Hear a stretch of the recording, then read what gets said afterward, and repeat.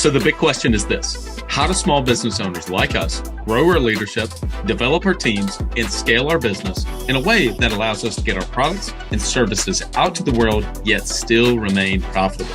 That is the question, and this podcast will give you the answers. I'm Bradley Hamner, and this is the Club Capital Leadership Podcast. Hey, before we get into today's episode, did you know that Club Capital is the largest accounting and advisory firm for insurance agency owners in the country, providing monthly accounting, CFO services, and tax preparation? Check them out at club.capital. Welcome to another episode of the Club Capital Leadership Podcast. My name is Bradley Hamner, your host.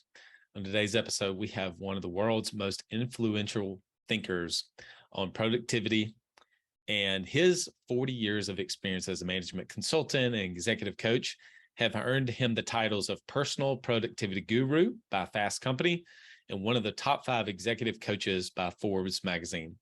His best-selling book, The Groundbreaking Getting Things Done and Its Methods, commonly known as GTD, it spawned a movement of millions of practitioners and fans around the world.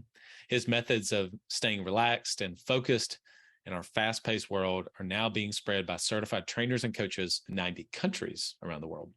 Without further ado, here's my conversation with David Allen. Have you ever tried online marketing before and wasn't sure if it was working? Maybe your rep talked about all the impressive features and stats and said things were going great, but you didn't know how all that tied into raw new policies written. Well, that's not the case with DirectClicks. DirectClicks is the premier Google Ads and SEO option exclusively for State Farm agents. Why?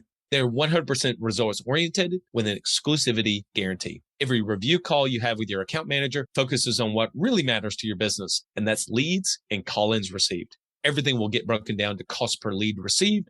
By investing with DirectClicks, you're going to free up time and energy to focus on what's most important in your agency and doing what it is you do best. This will be the best investment you make for your team by spending confidently and scaling your agency today with exclusive online marketing partner, DirectClicks. Visit us at directclicksinc.com. Ambition is the first step towards success. It's time to level up your agency. And Coach P Consulting will help you do just that by using the same strategies he used to sell over 700 life insurance policies in 2021 alone. Now, this is not your regular one and done type coaching. You'll get personalized coaching 2 days a week, every week of the month, and you'll get a live look behind the scenes of his team training and an office that's performing at the highest level. There's a reason Coach P Consulting is the fastest growing coaching company for insurance agency owners in the country. Coach P will train your team alongside his own and show you the exact steps they're taking to achieve Chairman Circle, exotic travel, and multi-line presence club, and be one of the few agents to be selected to have a third office. So whether your goal is to be at the top of your local market or amongst the best in the country, this training will give you the strategies and the tactics to get there. For just $250 a month, you'll get high-level coaching each week from someone who is already getting it done at that level, and his strategies work, and it's time to put them to work for you. Sign up at coachpconsulting.com and get your first full month for free when you mention the Club Capital Leadership Podcast. David Allen, welcome to the Club Capital Leadership Podcast. Bradley, delighted to be here. Thanks for the invitation. It's an honor to have you. So we always start with background and origin story, but really what I want to ask, so many people are familiar with your seminal book, Getting Things Done. I'm curious, really, if you could take us back to when you developed the methodology. What was the impetus? How did you go about the 5-step framework that you created that has literally transformed the lives of millions of people around the world? I'd love for you to just take us back to that before you actually began and created the model. I just wanted a good job and I wanted to work for myself. So after all the jobs and professions I'd had, I said, well, consultant's the only option. So I sort of started my own consulting company. I was also very much interested in sort of my own self-development and, how do I learn who I am and how do I stay clear and whatever, a bit of experience in the martial arts, kind of the value of clear space. And so I was a good number 2 guy for a lot of businesses and friends that I knew. And so, I just sort of helped them design, upgrade their systems.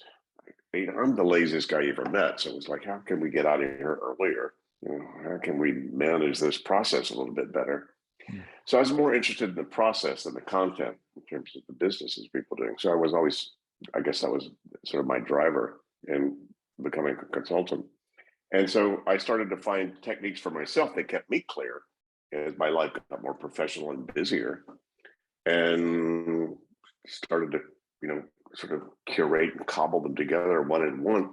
And they started to work for me to make me more comfortable and more in control, more focused, more able to, focus on what I was doing without being distracted.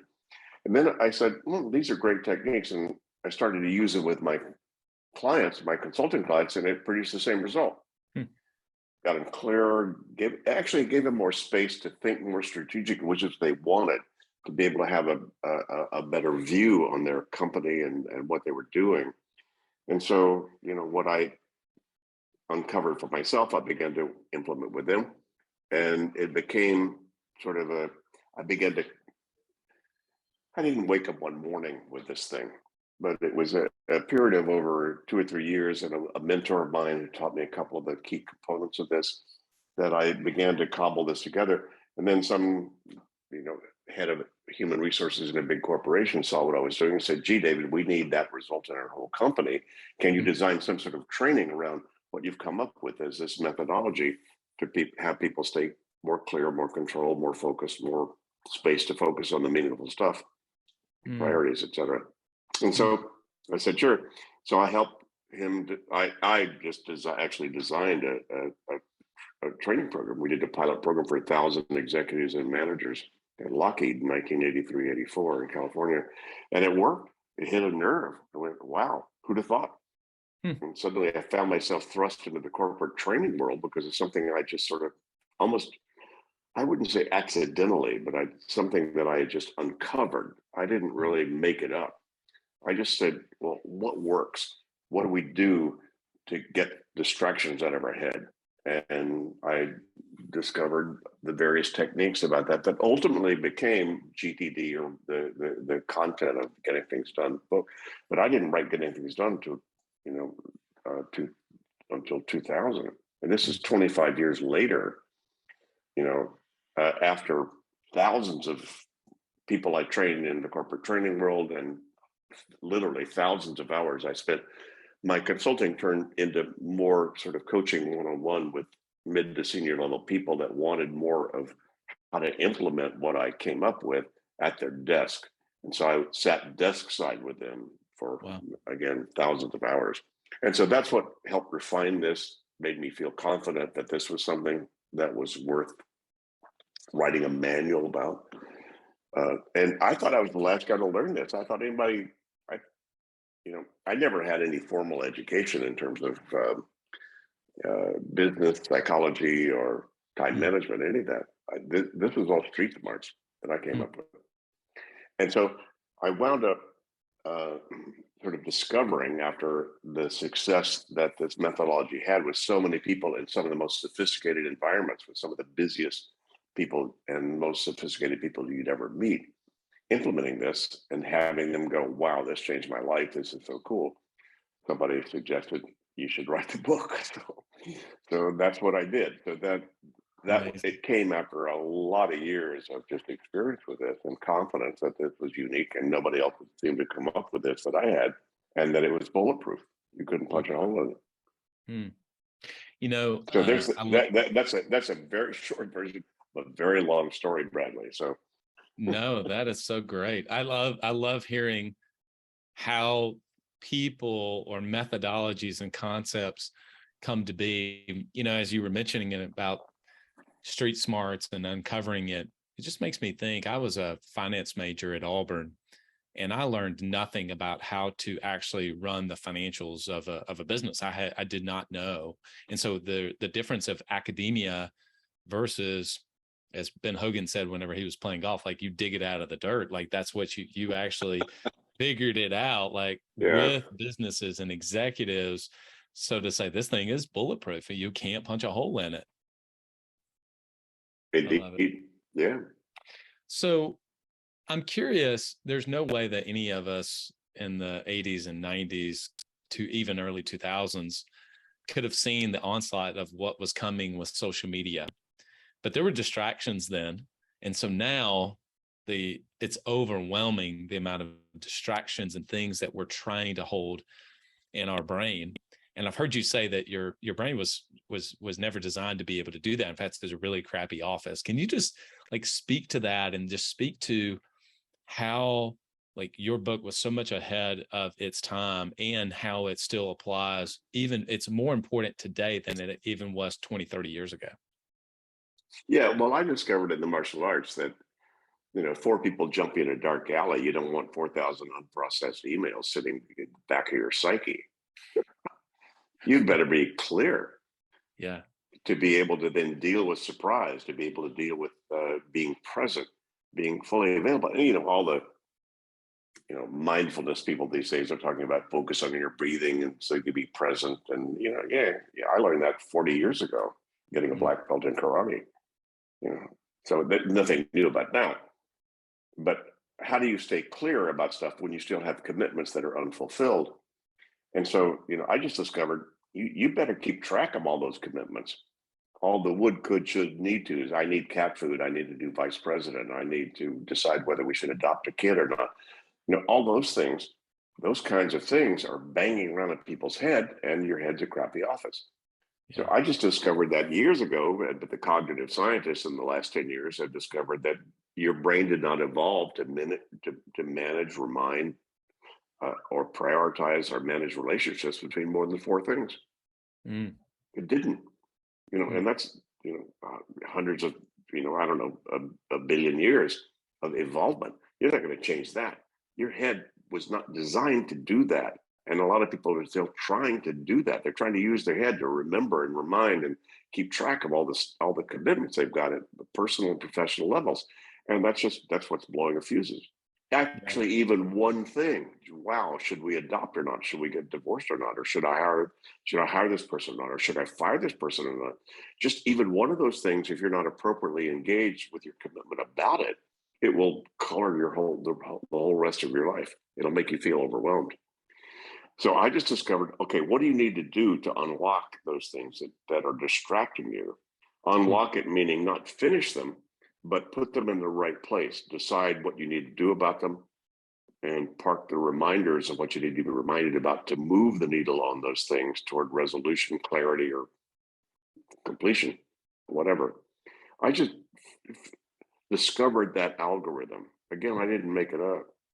This is what anybody does that actually really gets things done is they say, well, what's got my attention? What's my outcome? What's the action step I need to take? If I can't do that right now, how am I reminded of that in some appropriate way so I can do it at the right time? So if you want to really get things done appropriately, again, these 5 steps were just an uncovering of these stages of what we do if you can't finish something in the moment. Mm. You know, um, if you're in survival mode, you're just trying to eat, Yeah. make sure you don't get the snake biting you or the tiger eating you, and feed the kid and handle their crying and cook the Sure. dinner. You know, so when life was that simple, your brain didn't need to be anything more than that. Yeah. That it was fine for that. Actually, it was brilliant for that. Said, wow, I think there may be a tiger up there. Wow, I think I see a thunderstorm coming. That's your brain, as yours and mine are right now, are using long-term history and pattern recognition to say, well, that's a computer, that's a person, that's a thing, as opposed to just vibrations from light and sound. Sure. So the brain is doing brilliant stuff, and yet you go to the store for lemons, you come back with 6 things and forgot the So lemons. true. What That's so happened? true. That's so What true. happened? Well, you were just trying to use something that wasn't designed for that Mm. to do something you thought that would help you do. And so that's a lot of, it's kind of the duh factor, but I discovered that a long time ago. And especially when you're engaged in dealing with important stuff, your Mm. clients, your profession, your career, your boss, your personal relationships, all that stuff. Most people have a whole lot more commitments about that than they think. Yeah. And well, they they have a lot more commitments than they've acknowledged and made objective. But they got it spinning around and wake them up at 3 o'clock in the morning. Oh my, should we get cat food? Or Yeah. what am I going to tell my boss about X, Y, and Z? And all of those kinds of things. I just discovered the methodology about how do you externalize those things, capture them, and then sooner than later, make a good decision about, okay, what do I need to do about that? So I could park it in the right place or remind myself of the right thing or just do that right now if I need to do that. And then, so that ultimately became, what then became globally known as GTD, or this process of how do you keep yourself clear so you can be present with and available with whatever you're doing. So I had this, it was ironic, preparing for this interview this week. I was listening, I believe, to one of your podcasts, and I had this inspiration, and I paused it and I ran to get my Remarkable, which is where I have my notes and it's where I write down podcast questions. And as I was going down, I got distracted on something else for a moment, a brief moment, 15 seconds maybe. And then I came back and I was where my work is. And I said, no, what was I coming over here to do? And I was like, oh yeah, that's right. I had a question, and I could not recall the question that I was going to ask you, some brilliant question. And I thought, wow, boy, isn't that ironic that I'm going to be talking to you about this? So, anyway, I thought it was funny. But why don't we go over? That's why right next to me is a pad, a great little, tear off pad, and a great little pen. Because even while I'm talking to you, something like that may show up. Mm-hmm. So I learned years ago, it's called don't let it spin in there. Yes. Get it out of your head. Yes. And capture it in some place that then you trust you'll see sooner than later, and make sure that you do something about that. But yeah, the muse is fickle. Yes. She'll show up and give you an idea and give you a thing, whatever, and then it's gone. It's like, sure. Ooh, what was that thought? Oh, I'm sure I remember that. It's like, what would I was sure I remember? Oh, duh. Yes, that's so true. That is so true. Why don't we give people, for those that haven't read the book or not familiar with the 5 steps, why don't we just go over the model? Bradley, there are people that have not read the book yet. Oh my God. There's a couple. There's just a few, not many, but there's just a few. No, I'm kidding. Okay, yeah. So the basic model is, look, you need to get your head empty. You do that by capturing the stuff that has your attention. I need cat food. I need a vice president. You write it down. You put it somewhere that you trust you'll see it sooner than later while you have the idea, because you're not sure what to do with that idea yet. So you want to be able to give yourself the freedom to have the idea. That's the capture process, step 1. Step 2 is then sooner than later, you need to come back to what you wrote down or what you captured and say, am I actually going to do something about that? Or is that a real thing? Whatever. And then you need to go through a clarify step. Is that a someday maybe? Or is that, oh yeah, I actually need to move on that, right? Oh God, or what a dumb idea that was. That's the clarify process, which is step 2. What are those things that actually have your attention that are yanking your chain internally? Step 3 would be, okay, I need to be reminded about something I need to do about that. Or I need to make sure that that goes somewhere it needs to go. It might be somebody recommended a restaurant. I need to put on a suggested restaurant list for Alabama. Yeah. For wherever you are. So that's the clarify step, or that's the organize step. It's like, okay, where do I park reminders of these things so my brain doesn't have to keep spinning? Don't forget that, David. Don't forget that. Don't forget that, David. You might want to know about that restaurant. Sure. In Huntsville. And so I need to then park that somewhere that I would see that if I think that was appropriate to say, I'm in Huntsville for a couple of days. Let me see what restaurants I've ever heard about. Yes. Right. And then step 4 would be make sure you look at the list. Make sure I look at, here are the errands I need to run. Here's the things I decided I need to talk to my wife about. Or here's the things I need to do at the computer. Or here's the things I need to do.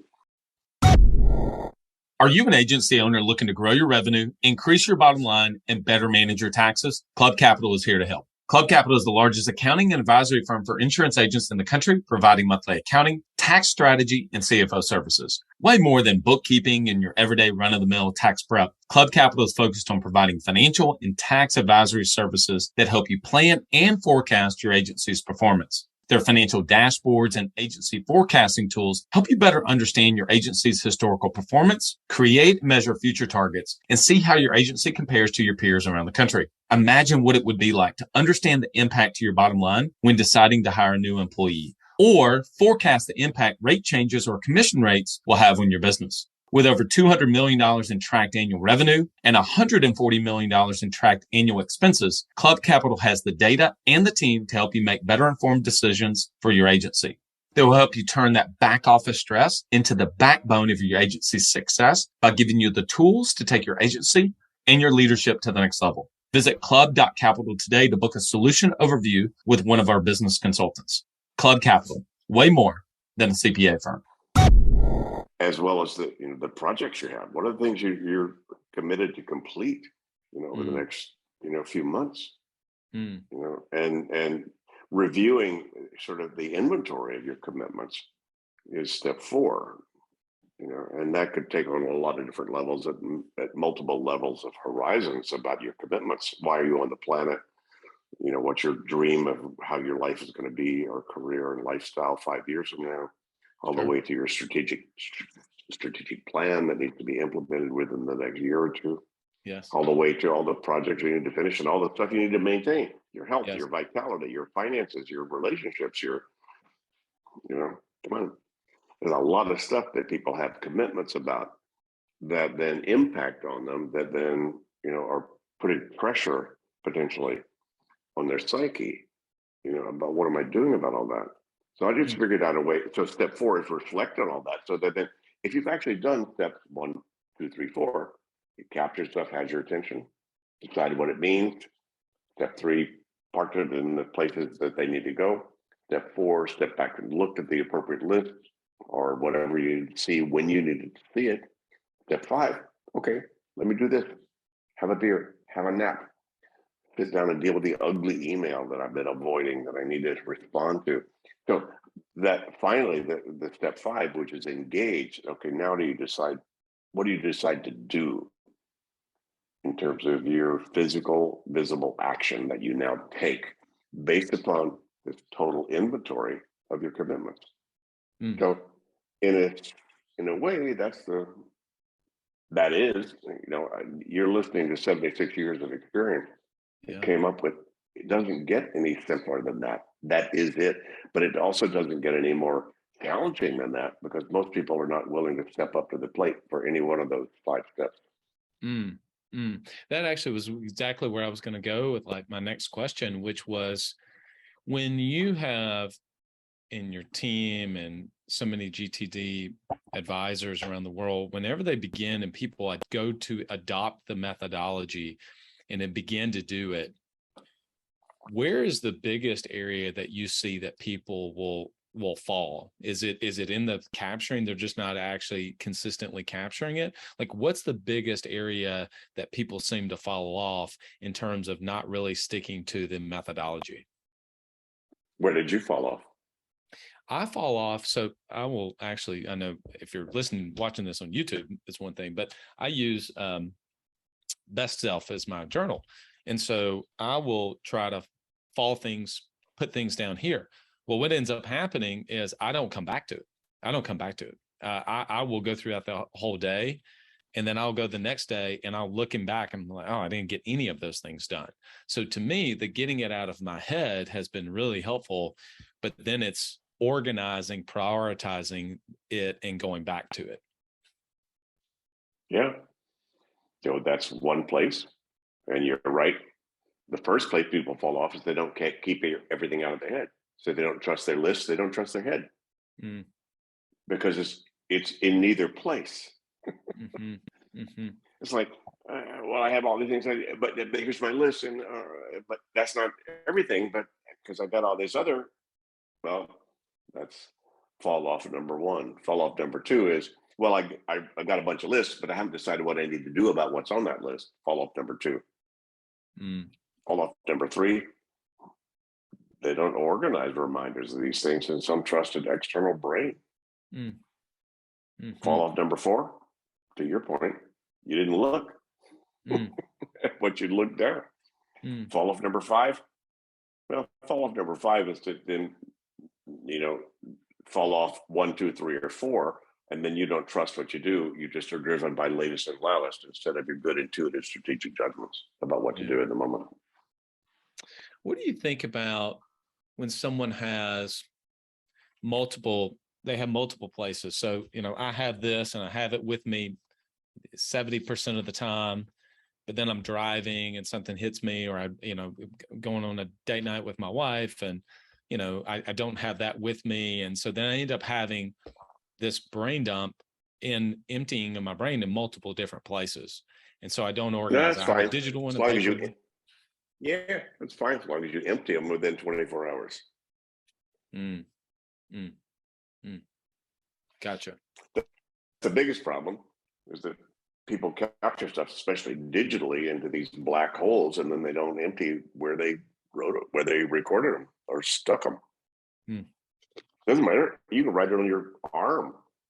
I don't care. You can record it in something as long as you go back to that and say, "Look, that was a potentially important or meaningful thing that I needed to decide or do something about."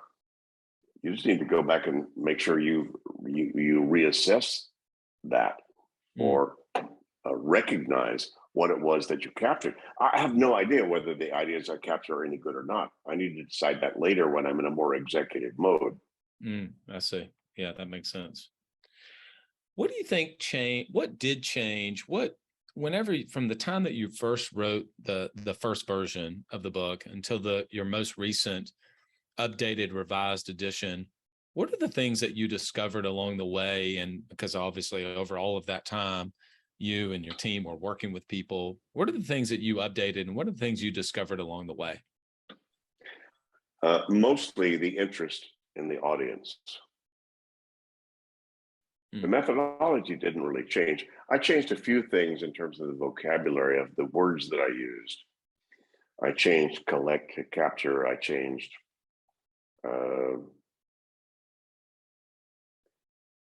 processed to clarify. I changed review to reflect. So there were a few words I changed that I thought had more subtlety to them in terms of whether the elegance of what this model or what this process really represents and can do. So there were a few things that I sort of upgraded for myself, and here's a way I would express that more because of the depth of what this produces when you actually do these behaviors. The biggest change was the audience. See, the first book was really written, I have to say, it was targeted toward the fast track professional. Because it, published in 2001, but I really wrote it in 98, 99. It was really targeted toward the people who were most interested in this because they were the folks who were most being burdened by the tsunami of email that was starting to show up and the corporate changes that were starting to show up. And they're having to then take on all kinds of stuff given the changes going on in organizations at that time. And they were the most interested in paying for it. Yeah. And sure. interested in saying, okay, hey, wow, when I was 23, I didn't care. It was all an adrenaline rush. But now I'm 38 and I got 2 kids and I want to play golf as well. Wow. Yes. How do I manage all of that? Yes. So it was really targeted toward that group or those people. I knew even before I wrote the book that it worked for kids, it worked for clergy, it worked for physicians, it worked for stay-at-home dads. It's worked for anybody who had a busy life. They wanted to keep control of their life and manage it. But that was sort of the initial impetus of getting the book out. I mean, when you have a global publisher like Penguin, like I did, that was their interest in making sure this worked out there in terms of their market. Sure. But what happened in the next 15 years was that, whereas that book was probably targeted to 10% of most people in companies, now it was targeted toward 90% of the people in those companies. Because those companies now had people that their boss had no bandwidth to hold their hand. They had to manage themselves. And there was just a whole lot bigger group of people out there in the world, mainly because back to your point about social media, the stress of opportunity. How many things could I be involved in this afternoon? and how distracted can I be based upon Facebook, Instagram, LinkedIn, all that stuff. Yes. And so the need for the more, I was going to say common man. That's a derogatory term. The need for more people personally that have more involvement in more aspects of their life to stay on top of all that game, that just increased, tremendously. So that was why I was interested, and and Penguin and I agreed that we needed to write a redo of the book, more targeted to a broader group of people, involved in this stuff. And you have the rise of so many more people being solopreneurs, working from home, not just from COVID and remote, but just, the demands, the inputs are, it can be overwhelming at times. I mean, I can have, whenever you were given the example, I'll be thinking about my son's basketball team coming up and ordering jerseys. And then the very next thing I'm thinking is, what's the quarterly plan going to be for this year? And then the next thing is, wait a minute, I forgot I've got a haircut in 15 minutes. I mean, it just ends up, you end up having so many things going on. Look, And I'm sorry. Let me confess, Bradley, I missed our appointment earlier today because my Fridays here in Amsterdam in the afternoon, I seldom do these kind of interviews. And so I just got lost in my afternoon doing the market, walking the dogs and whatever. It's like, gee, David, you teach this stuff. Embarrassing when you teach this stuff that it happens to you, but at least I can let everybody know, come on, guys, we all fall off this game. We all do. That's right. No, that's right. Yeah. I appreciate your vulnerability with that. And obviously I think we're human. We're human. I mean, things happen, and you were doing the thing that you need to enjoy on a Friday afternoon in Amsterdam. What's the weather like over there, by the way? The best use of money is to buy back your time. And one of the best ways to do that is with a virtual assistant. Rock Solid Virtual Assistants brings together top business leaders with exceptional virtual assistants to build successful relationship-driven teams.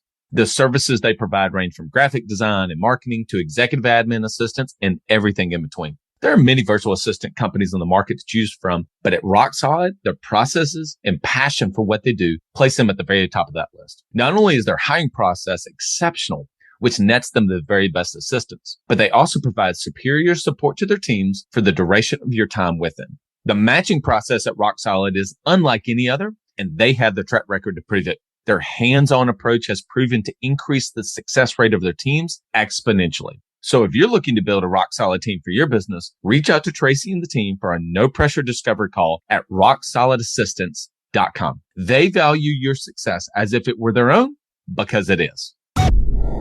Oh, it's nice and cool now. It cooled off. We had the European heat wave, which many of you may have seen them in the news. It was whatever, but it's it's kind of cloudy, and it's actually nice and cool and lovely here. So, but it's a terrible place. You never want to come. It's ugly. It's unsafe. Everybody stay away. Everybody stay away. Not to where you want to go. Yeah. Don't come. So one question I definitely did want to ask you is, what's like the biggest myth that you hear, or people who will say something around the GTD methodology and you think, that's just not right. They just don't have that right. They're not thinking of it the right way. What's the biggest myth that you've heard about the methodology? That it's too much to do. That's all. They don't say it's wrong. They say it's just too much to do. I go, fine. I don't have any axe to grind about that. Fine. Go do what you want to do. I'm not a motivational speaker. I just said, look, I just figured out, if you want a clear head, here's what you need to do. You got an easy way to do that? Let me know. I'll teach it. I'll write it in the next book. Nobody's ever come up with that. They've always said, that's just too much to do. That's because they don't mind having their somewhat unclear head. They're willing to tolerate ambient anxiety.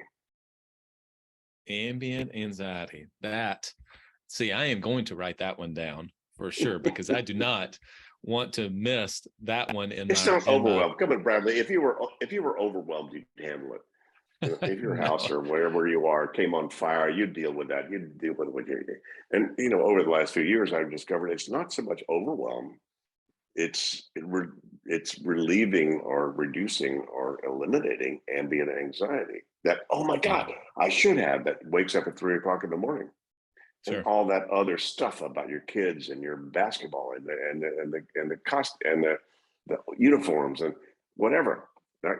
Having those thoughts twice is one of the most inefficient things you can do in your life. Mm, mm. Have the thought once, decide what it means, park it where it needs to go, so you don't have to have that thought again. That's so So, true. That is so true. That is so true. Because I'll just mull things over in my head, and then I'll bounce to something well, else and by the way, bounce to something there's else. nothing wrong with that. If mulling over says I'm keeping maturing and educating my own thinking process about this, Hmm. coming up with some better. That's what your mind is for. Sure. But you want to just free up to do that, not be reminded, oh, I need cat food. Oh, I need cat food. You don't need, why do you have a cat? Why do you need food for the cat? Come on. You need to be thinking of your stuff, not about it. Mm, Actually, other way. You need to be thinking about your stuff, not of it. So mm, that's a lot of what I do is I'm thinking about what should I do next, and what's the next podcast I ought to do, or what should I do with this issue that's shown up out there. That's what your mind is for, and you want to be able to make sure that it's free to do that. You don't want to mm, be keep thinking, oh yeah, oh my God, I have this thing. Oh my God, I have this thing. Oh my God, I have this thing. mhm. So you want to shift from thinking, you of your stuff to thinking about your stuff. So yeah, that's great to be thinking about your stuff. That's what you're for. That's what you do. That's your value added as a knowledge worker. I was I was on a call with a global group that I'm a part of the other day, and they he made one statement, one sentence, almost kind of like ambient anxiety, and it was about growth or signature, and obviously nobody would understand the context of that. But I thought, oh my goodness, that is the thing. Wrote that down. After the call, 15 minutes later or so, I spent probably 30 minutes mapping out in my head. I don't know if you'd call it flow state or deep work, but I was certainly focused on one thing. I was focused on one thing. I had no distractions. And that one thing is what was exactly the next thing that I needed to try to get some clarity on.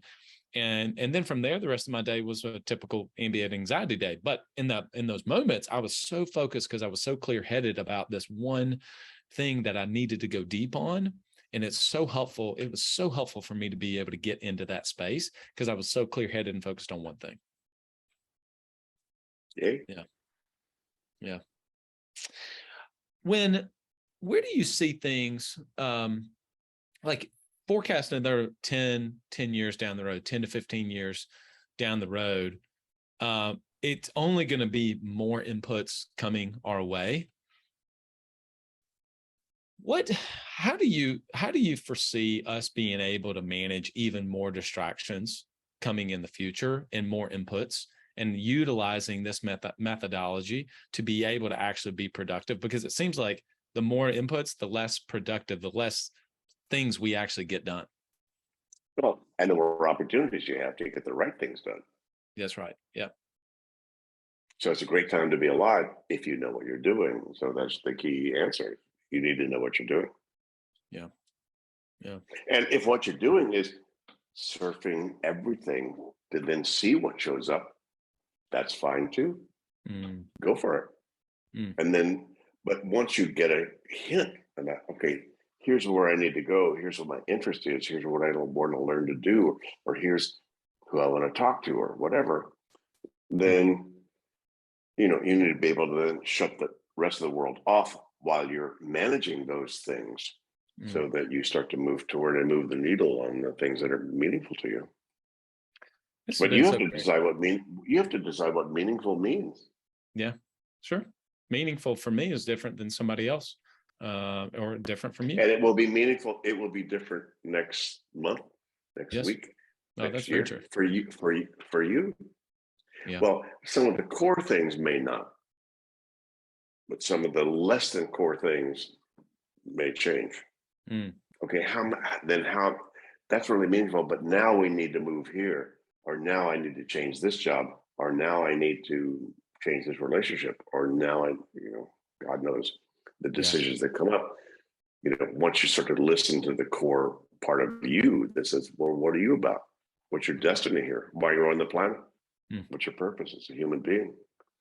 So as you probably know, with GTD, we identified the 6 horizons of commitments. Biggest one is purpose and principles. What really matters to you? Why are you here? What are you about? And then, more operationally, what's your vision of that 4 or 5 years from now? Career and lifestyle. Where are you going? What are you committed to do about that? What do you want? Mm. Level 3 would be, okay, so what do you need to do in the next year or two to make sure you get there? Level 2 would be, okay, what are the things you need to maintain, like your finances, your relationships, your health, and whatever, so you make sure your engine can get you there. Mm. Then level 1 is going to be, okay, what are the things you need to finish? Oh, I need to handle this. I need to, fix our high air conditioning. I need to decide whether we give our kids a dog or not. I need to decide, do we hire vice president or not? That's level 1. And then the ground level is like, okay, so now what are you going to do about all those moving parts? Emails you need to send, things you need to buy at the store, things you need to talk to your life partner about, the action level. Mm. And I couldn't get any simpler than this. Don't shoot the messenger. I didn't make this up. I just tried to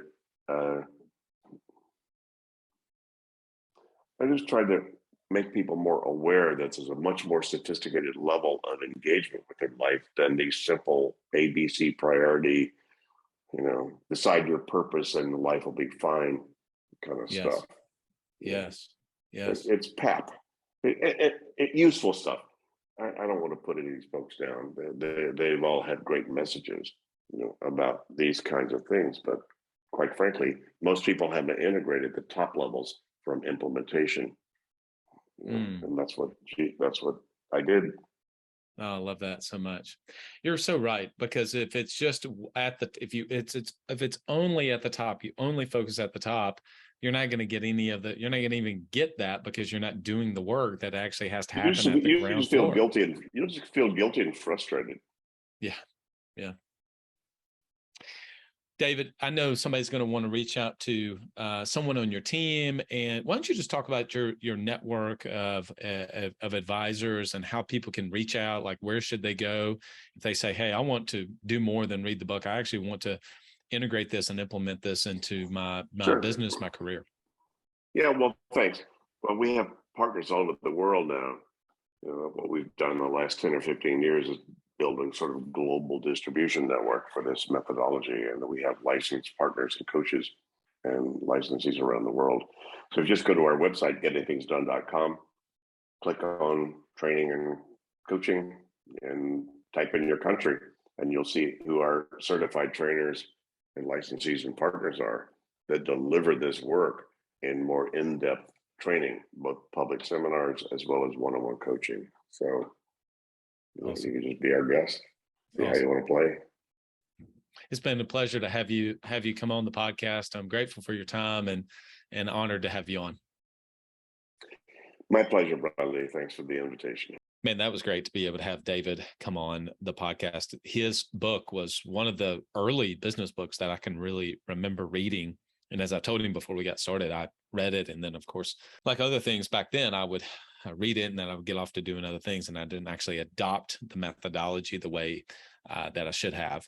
It was new and fresh at the time, and then I didn't do it. And so I've really come back around to it. And this felt like a coaching call for me, to be honest with you.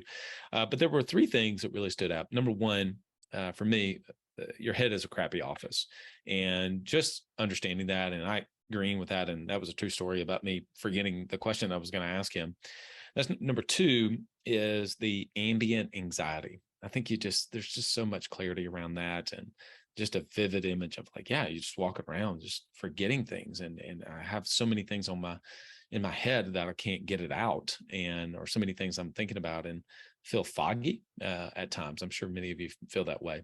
And then number three, whenever he said, think about your things, not of your things. And so being able to go deep. I mean, I know many of you have had the experience whenever you're working on a really special project. Maybe that's recruiting somebody, a team member. Maybe it's an account, a specific account that you're working on, or maybe it's some sort of other project for your business, and you get into a deep work state or a flow state because you're really thinking about that thing and going deep. And I think tying what he's saying there to this idea of spending time thinking about the business. And matter of fact, I'm going to record some episodes pretty shortly around thinking time. And I think that I'm glad that I did it after this podcast, because I actually think we'll be able to tie the two together about thinking time, but also utilizing some of his ideas and methodologies about, you got to be able to clear your head first, because it's hard to be able to go deep and really think about the things that you need to whenever your head is just so cloudy. Let's go to gettingthingsdone.com, gettingthingsdone.com. If you want to obviously pick up the book, pick up his new revised book, and also reach out to one of their certified trainers and coaches near you. Hey, I want to give a quick shout out to our sponsors, Direct Clicks, Rock Solid, Coach P Consulting, and Club Capital. I asked David, hey, continue to send me some of these testimonials. And he sends me so many testimonials from people that have been a part of his coaching program, and many of you that have heard about him from the podcast. And one of them he sent me, he said, Brad says, hey, I decided back in January the 1st, I would do 3 trainings a week until we got caught up. It has been worth every minute and every dollar. We don't always get through every recording in full, but this has provided invaluable right now training for my team. And I think that's exactly the sentiment that many other people have had. It's, been worth every minute and every dollar. Look, time is infinitely more valuable than money, and your attention is more valuable than even your time. And so I'm grateful for all of you and I hope that you get a good return on your time and attention every time that you listen to one of our episodes on the Club Capital Leadership Podcast. Go to coachpconsulting.com, coachpconsulting.com, and make sure you let him know that you heard about him on the Club Capital Leadership Podcast. I just yesterday was talking to a small business owner. He's actually financial advisor, going from being an engineer to being a financial advisor on his own in the next couple of months. He'd been doing it part-time for a little while. And he was asking me, hey, what do you think is the first person that I should hire as I, continue to grow? And I said, you've got to be able to get somebody that's going to help take things off of your plate so you can continue to level up and only do the things you can do. And he said, well, would it be this or would it be that? And I said, I don't think so. And I walked him through that process of getting either an EA, executive assistant, or an admin assistant, and showed him just really the math behind it about how, for what he wants to make and what he's making now, the best use of money is to be able to buy back your time. And if you can have somebody that can take these things off and you architect your business and your systems in a way that allow you to be able to hand it off to somebody else. But if it's not out of your head, down on paper, I mean, we were talking to David about that, right? Then it's hard to do it. But your assistant can also help you to be able to even come up with some of those things and get those things out of your head. Maybe if you're better at just talking, then your assistant's going to be able to take what you're saying and actually, put it into some sort of a structure and a framework that allows you to now have a system. So go to rocksolidassistants.com, rocksolidassistants.com. They're fantastic. I mean, they're just amazing people. They have a really, really tight system themselves. And I think that you'll just be so impressed with the onboarding process and the way that they, the care and attention that they have to make sure that they fit you with the right assistant for you and your business. rocksolidassistants.com. Early on, I would talk about just the how much, again, it's kind of like rock solid care and attention that Direct Clicks would give to their clients. And that is so true. But at the end of the day, what matters? It matters if you get results. And if you're getting results more and better than what you're currently doing, whether that's with another carrier, another company, or if you're trying to do it yourself, or if you've not done any of that, wherever you're coming from, whether it's from someone else, you've had a bad experience, or If it's more than likely, maybe you're not doing it yourself. You know that you need to get into the Google world. You want to have more of an online presence, but just not exactly know where to start. Well, that's where Direct Clicks comes in. So go to directclicksinc.com. Let them know that you heard about them as well on the Club Capital Leadership Podcast. They've been a loyal partner of ours literally since the very first episode. I love the entire leadership team over there, how much they've grown and expanded. And, it's because they're getting results. They're getting results for their clients. Otherwise, hey, look, you've heard me maybe say this before. At the end of the day, to grow any business, you got to get clients. You got to figure out a way, an acquisition system to get more customers. You got to get those customers to be able to be worth more. All right. Buy more from you, pay more. And then you got to keep them longer.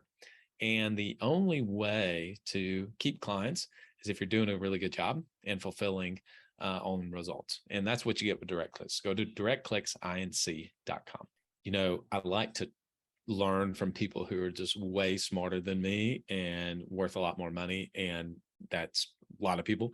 But when you hear something from Warren Buffett, it's like, wow, okay, if he's saying it, I think I might need to pay attention. And he said that the language of a business is accounting.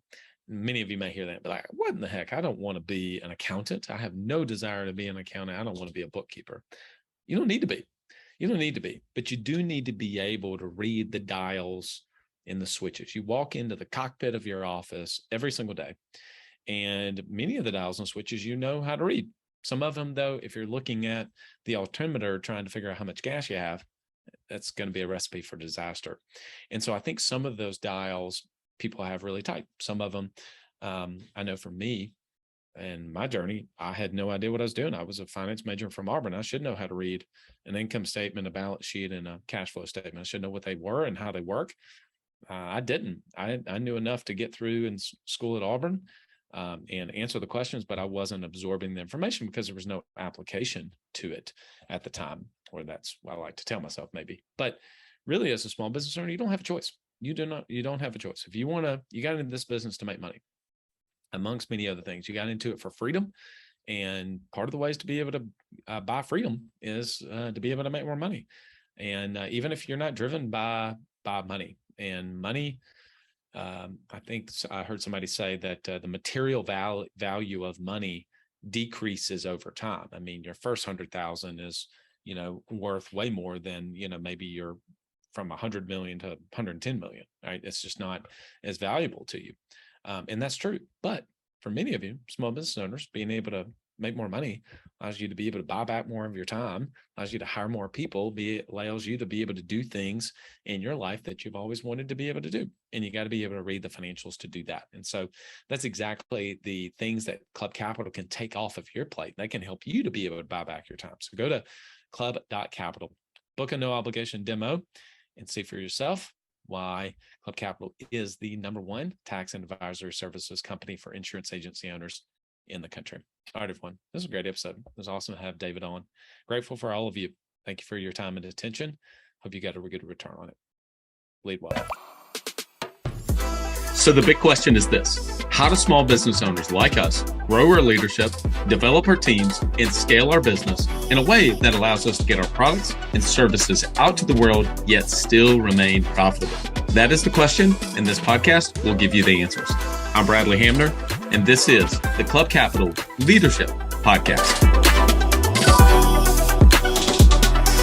Hey, before we get into today's episode, did you know that Club Capital is the largest accounting and advisory firm for insurance agency owners in the country, providing monthly accounting, CFO services, and tax preparation? Check them out at club.capital.